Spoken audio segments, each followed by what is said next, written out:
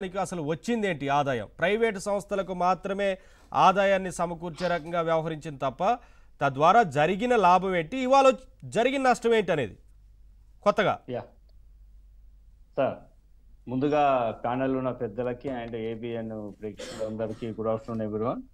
And ఇక్కడ ఒకటి గమనించాలి సార్, వీళ్ళు కాంగ్రెస్ ప్రభుత్వం వచ్చినప్పటి నుంచి టిఆర్ఎస్ ప్రభుత్వం యొక్క లోపాలను ఎండగట్టే ప్రయత్నం చేస్తున్న భాగంగా తప్ప వీళ్ళు కోడిగుడ్డు మీద ఈకలు వీకినట్టు వీళ్ళు చేస్తున్నారు తప్ప మేము కొత్తగా ఏం చేస్తామని చెప్పట్లేదు.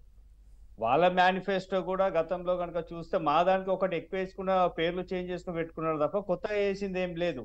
ఇక్కడ విషయం ఏంటంటే మీరు గమనించారా, F1 ఫార్ములా అనేది మనము ఇంటర్నేషనల్ స్థాయిలోనే జరుగుతుంది. అసలు మనము ఇది టీవీలలో స్పోర్ట్స్ దాంట్లో స్టార్ స్పోర్ట్స్ లో తప్ప మనం ప్రత్యక్షంగా చూసిన దాఖలాలు ఈ రోజు ఈ దేశంలోనే లేవు. భారతదేశంలో మొట్టమొదటిసారి F1 ఫార్ములా తీసుకురావాలని చెప్పి ఒక ఆలోచన రావడమే ఒక ఇన్నోవేషన్ అది. సో తెలంగాణ రాష్ట్రము స్టెప్ బై స్టెప్ డెవలప్మెంట్ అవుతున్న క్రమం లోపట ఈ రోజున గత 2 సంవత్సరాల నుంచి ఇక్కడ ఫార్ములా రేస్ జరుగుతుందంటే ఈ రోజు యావత్తు ప్రపంచం తెలంగాణ వైపు చూసింది. తెలంగాణ వైపు చూసిందంటే దాని అర్థమైంది యావత్ ప్రపంచం భారతదేశం వైపు చూసింది, భారతదేశము తెలంగాణ వైపు చూసింది. సో తెలంగాణలో హైదరాబాద్ వైపు చూసింది. అంటే ఈ రోజున హైదరాబాద్ అనేది ఇంటర్నేషనల్ స్థాయిలో బ్రాండ్కి తీసుకెళ్ళింది. సో వీళ్ళు బట్టి గారు ఏంటంటే తన వ్యవహారిక భాష వ్యవహారిక స్టైల్ లాగానే తను కూడా ఇంకా ఓల్డ్ ప్యాటర్న్ ఆలోచిస్తున్నాడు. పాపం తనకున్న ఆ కాంగ్రెస్ పార్టీ నేపథ్యం కావచ్చు, కాంగ్రెస్ పార్టీ వాళ్ళ యొక్క చరిత్ర కావచ్చు, వాళ్ళ గరీబీ హటావ్ నినాదంతో ఈ 100 సంవత్సరాల నుంచి గరీబీ హటావ్లోనే ఉంచిండ్రు. ఇంకా హటావే అన్న ఉన్నది తప్ప గరీబులను అమీర్ చేసిన దాఖలాలు లేవు. సో వాళ్ళకి ఈ ఆలోచన రాదు. అసలు F1 ఫార్ములా అంటే ఏందో కూడా ఆయన బట్టి గారికి తెలియదు. ఎందుకంటే అది తను చూసిన దాఖలాలు కూడా ఉండవు.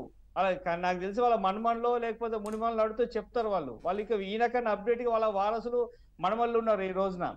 సో నేనేమంటున్నా అంటే ఒక అద్భుతమైన వ్యవహారం అది. అసలు F1 ఫార్ములా అనేది ఒక ఇంటర్నల్ స్థాయిలో డిస్కషన్ జరిగింది హైదరాబాద్ గురించి ఈ రోజున. బట్టి గారికి ఎందుకు తెలియదు అనుకుంటారండి? మంచి ఎడ్యుకేటెడ్ ఇంటెలెక్చువల్, వారికి అన్ని తెలుసు. ఇందులో ఒక నిమిషం మీకు చెప్తాను నేను. ఒక రాష్ట్ర అభివృద్ధి అనేది ఎంతసేపు సంక్షేమ పథకాలు, పింఛన్లు ఇచ్చుడు, రేషన్ ఇచ్చుడు ఇవే కాదు. ఒక రాష్ట్ర అభివృద్ధి అనేది సంక్షేమ పథకాలతో పాటు ఈ రాష్ట్రాన్ని ప్రపంచ స్థాయిలో చూపించే విధంగా ఆ రోజున చంద్రబాబు గారు హైటెక్ సిటీ అని ఒకటి పెట్టారు. అక్కడ కట్టిన తర్వాత బిల్ క్లింటన్ లాంటి వాళ్ళని ఇక్కడికి తీసుకొచ్చిన సందర్భం ఉంది. ఎందుకు? తను ఒక ప్రపంచం లోపల ఇక్కడ కూడా మేము చేయగలుగుతాము అని ఒక మా స్థాయి కూడా ఇక్కడ ఉందని చూపించే ప్రయత్నం చేసిండు అతను. అప్పుడు కాంగ్రెస్ గవర్నమెంట్ లో బిల్ చేస్తే ఈయన డెవలప్ చేసిన పరిస్థితి ఉంది.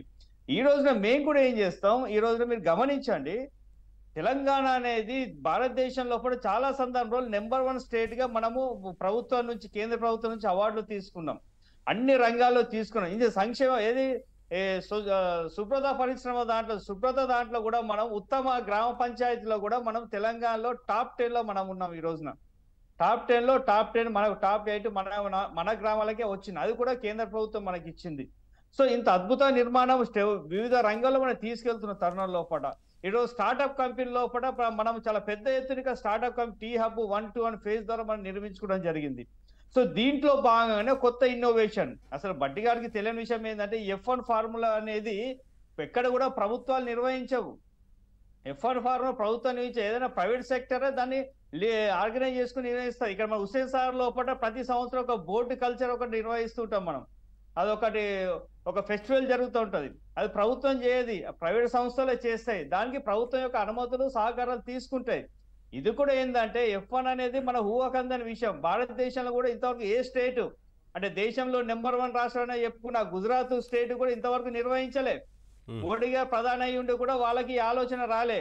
రాహుల్ గాంధీ కూడా అతను కూడా బయట దేశంలో వచ్చిన వ్యక్తి కూడా ఇక్కడ చెయ్యాలన్న ఆలోచన కూడా తన కాంగ్రెస్ ప్రభుత్వం ముఖ్యమంత్రి ఉన్న కాంగ్రెస్ ప్రభుత్వాలు కూడా అక్కడ నిర్వహించలేవు.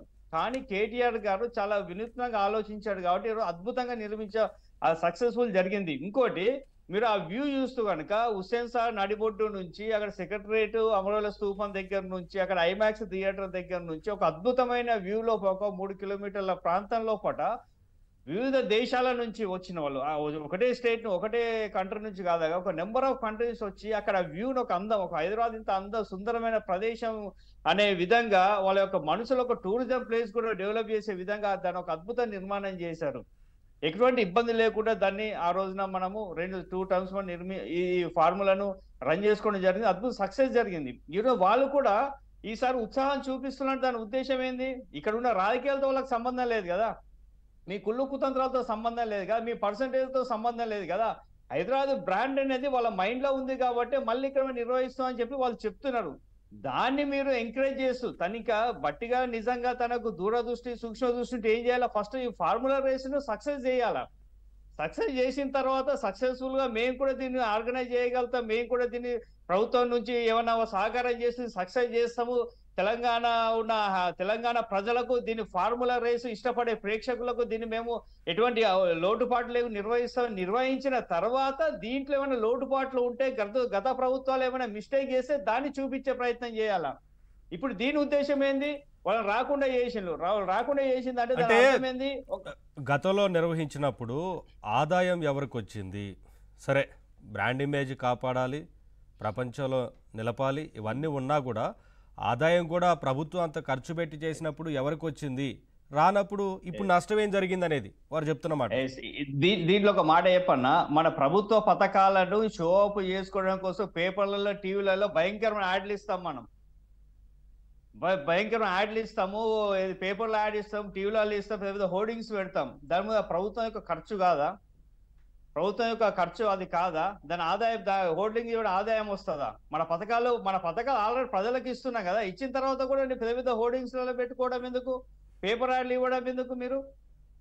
సో నేనేమంటున్నా, ఈ రోజున హైదరాబాద్ లో నమాయిష్ అని ఇప్పుడు మన నాంపల్లి ఎగ్జిబిషన్ జరుగుతుంది. నాంపల్లి ఎగ్జిబిషన్ అనేది ఒకటి జరుగుతుంది. అది ఒక అద్భుతమైన వ్యవస్థ, తరతరాలు చేసుకుంటూ వస్తున్నారు. దాన్ని ప్రేమించే కొంతమంది సెక్టర్ ప్రజలు ఉంటారు. ప్రతి సంవత్సరం అక్కడ దొరికేటి హైదరాబాద్ లో మొత్తం దొరుకుతాయి, కానీ అందులో తీసుకునే వాళ్ళు ఒక సెక్టర్ ప్రజలు ఉంటారు. వాళ్ళ కోసం కూడా వాళ్ళు అక్కడ పెట్టే ప్రయత్నం చేస్తారు. సంవత్సరం దాన్ని ఇంకా ఇన్నోవేషన్ గా చేసే ప్రయత్నం చేస్తారు. స్టాల్స్ పెంచే ప్రయత్నం చేస్తారు. గతంలో అంతకుముందు అక్కడ తెలంగాణ కల్చర్ రాకముందు అక్కడ మన సకినాలు కానీ జొన్న రొట్టెలు కానీ ఇంకే సర్వపిండిలు దొరికేటి కావు. తెలంగాణ మూవ్మెంట్ టైంలో అక్కడ కూడా ఒక సపరేట్ ఒక తెలంగాణ స్టాల్స్ అని పెట్టేసి తెలంగాణ పిండి వంటలు కూడా పెట్టడం జరిగింది. సో నేనేమంటున్నా అంటే ఫార్ములా అనేది ఒక ఏ గ్రేడ్ సెక్టర్ వాళ్ళకు, ఫార్ములా కావచ్చు, ఇక్కడ ఉన్న ఏది టేబుల్ టెన్నిస్, వింబుల్డన్ లాంటివి కావచ్చు, గోల్ఫ్ లాంటివి కావచ్చు, ఇవన్నీ ఒక వన్ ఆఫ్ ది సెక్టర్. మనం బిలో ప్రావర్టీ గురించి ఎంత ఆలోచిస్తామో హై క్లాస్ రేంజ్ వాళ్ళ గురించి అంతే ఆలోచిస్తాం. కానీ ఇక్కడ విషయం చెప్పాలి, ఇక్కడ గొప్ప విషయం ఏం చేసిందంటే గత ప్రభుత్వం గారు అప్పుడు కేటీఆర్ తీసుకున్న చొరవ ఏంటంటే, అంత ఒక ఇంటర్నేషనల్ స్థాయి ఉన్న ఒక F1 ఫార్ములా ఒక సామాన్యుడు కూడా చూసే విధంగా హైదరాబాద్ నడిబొట్టు నిర్వహించడం చూసినావా? మా జీవితంలో మేము అనుకోలే.